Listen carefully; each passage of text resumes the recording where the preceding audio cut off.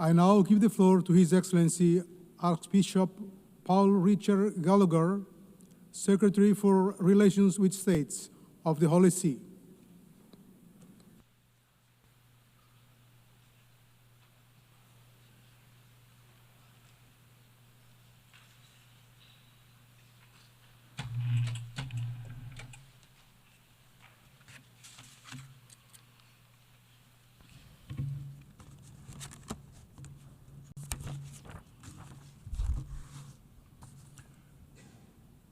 Mr. President, I am pleased to convey the warm greetings and blessings of Pope Leo XIV to you and the representatives of the nations gathered here, and to congratulate you on your election to lead this assembly.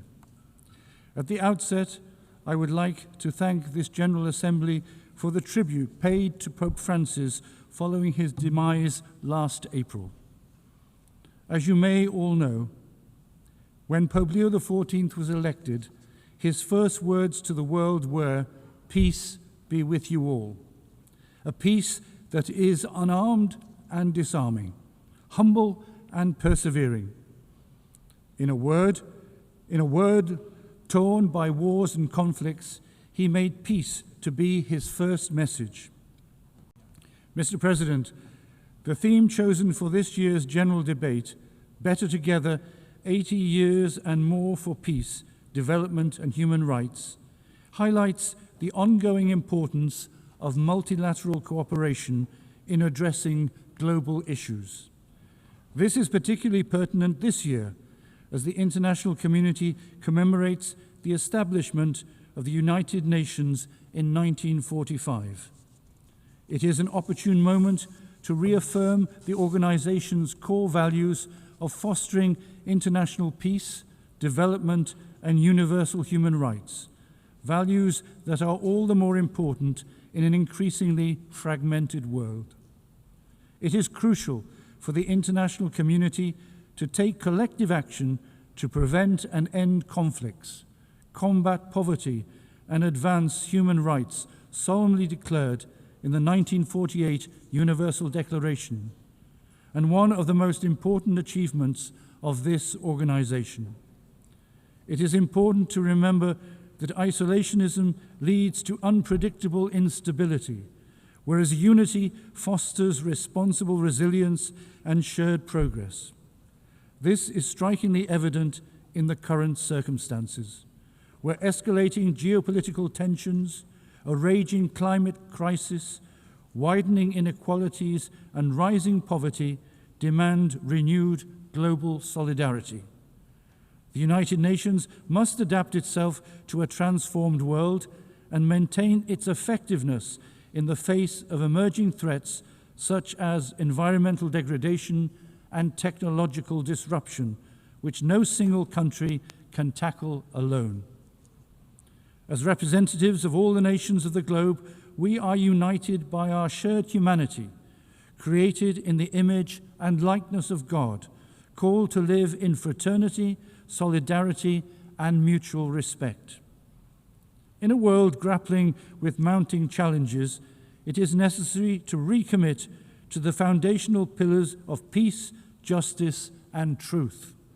It is imperative to explore and build on these pillars while drawing lessons from history to forge a more equitable future. Mr. President, of the many crises currently affecting the international community, the war in Ukraine is one of the most profound and painful. Its prolonged existence is turning once vibrant cities into piles of rubble and extinguishing the smiles of children who should be growing up playing games instead of living amid the constant sound of sirens and in shelters. This war must end now. The Holy See renews the appeal made by Pope Leo XIV for an immediate ceasefire, which will pave the way for sincere and courageous dialogue. The Holy See is paying close attention to the situation in the Middle East with a view to achieving a just and lasting peace between Israel and Palestine based on a two-state solution in accordance with international law and all relevant United Nations resolutions. Pope Leo XIV implored that all the hostages be freed, that a permanent ceasefire be reached, that the safe entry of humanitarian aid be facilitated, and that humanitarian law be fully respected, especially the obligations to protect civilians as well as prohibitions of collective punishment, indiscriminate use of force, and the forced displacement of the population. Moreover, an equitable solution to the issue of Jerusalem based on international resolutions is essential for achieving a just and permanent peace. Any unilateral decision or action which alters the special status of Jerusalem and the status quo is morally and legally unacceptable. With regard to Syria, the Holy See supports the importance of a peaceful and just transition in the country, as well as the protection of the rights of Syrians of all ethnic and religious backgrounds without discrimination.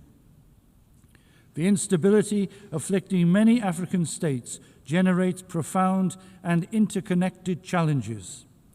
In this scenario, the Sahel, Cabo Delgado, and some areas of the Horn of Africa emerge as zones of instability. In fact, the jihadist threat, endemic poverty, illicit trafficking, the climate crisis, and internal conflicts converge in a spiral that puts the lives of millions of people at risk, despite the efforts of local governments.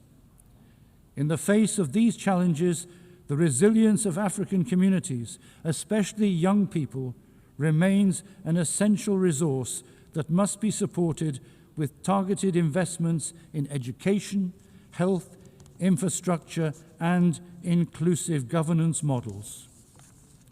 More than ever, a coherent and lasting commitment by the international community is essential to support African countries on their path to stability, peace, and economic development.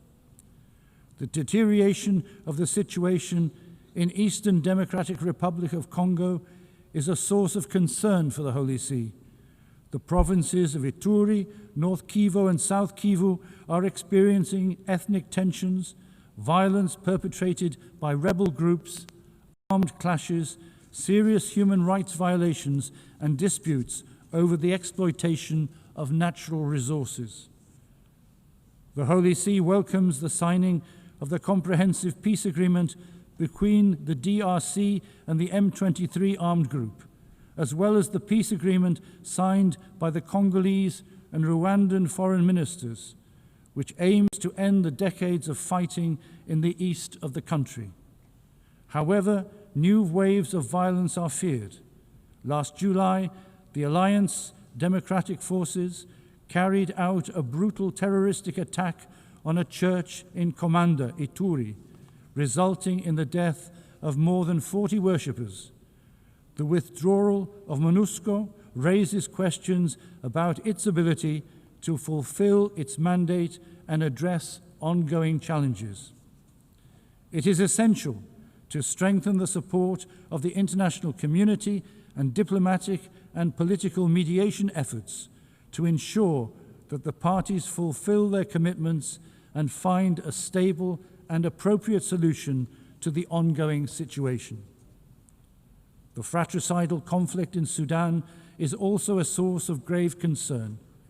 The Holy See strongly renews its appeal for an immediate cessation of hostilities and the commencement of genuine negotiations, the only means by which all Sudanese people can forge a future of peace and reconciliation.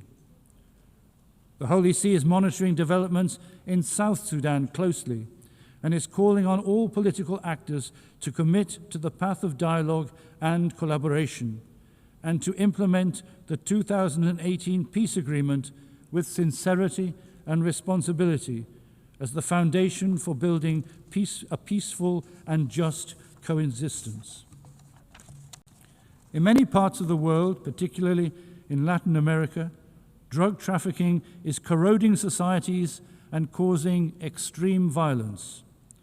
The Holy See is deeply concerned about this complex phenomenon, which is often linked to unresolved social issues in different countries. Alongside joint efforts by states to combat drug trafficking, the Holy See emphasizes the importance of investing in human development, such as education and job creation, to prevent people from unwittingly becoming involved. The Holy See is also worried about the rising tensions in the Caribbean Sea and is calling for restraint to prevent any actions that could destabilize the coexistence between nations and undermine international law. The dramatic situation in Haiti is also being closely followed by the Holy See. The country is plagued by violence of all kinds, human trafficking, forced exile, and kidnappings.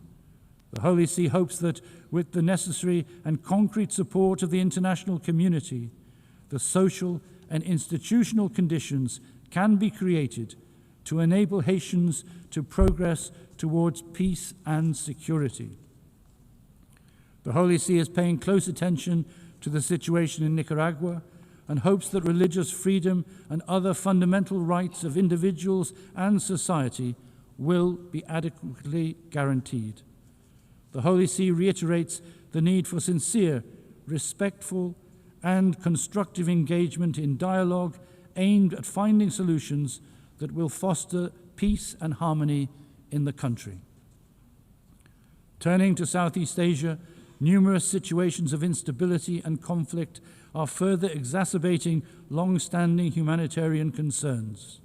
In Myanmar, 4.5 years of internal conflict have left the local population devastated. In this situation of enduring conflict, transnational crime is on the rise. Recent investigations suggest that there are tens, if not hundreds of thousands of trafficked individuals in these centers, located primarily along the borders between Myanmar, Thailand, China, Cambodia, and Laos. Only by the concerted efforts of the international community can transnational crime be adequately addressed. The Holy See is closely following developments in the Western Balkans, particularly in Bosnia and Herzegovina.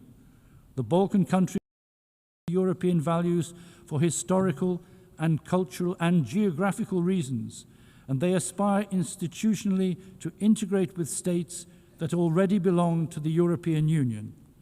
The Holy See maintains that the historical and current issues affecting the region can only be resolved through dialogue and collaboration.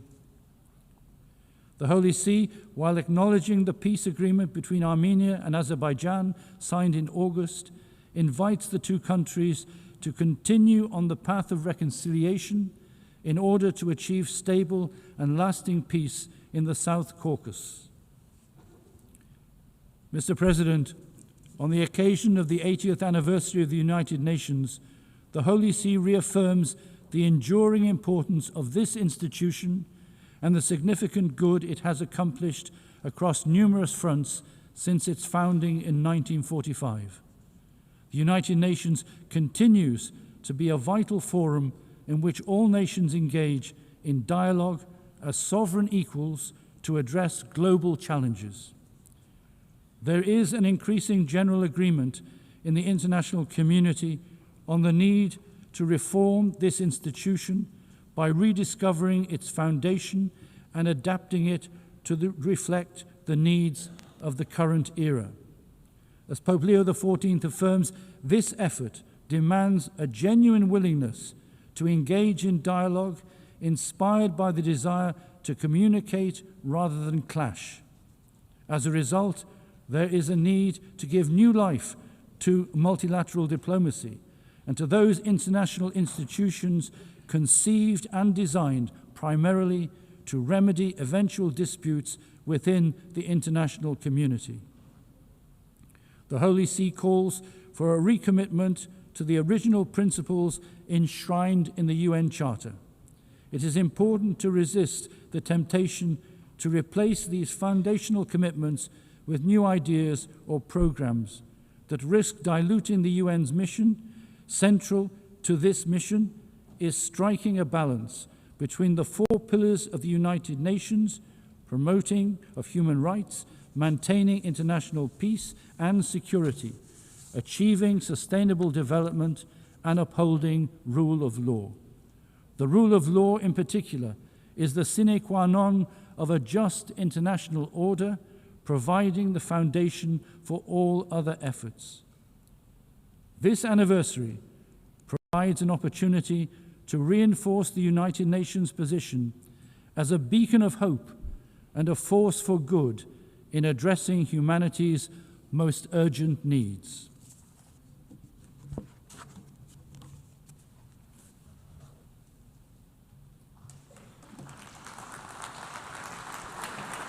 I thank the Secretary for Relations with States of the Holy See.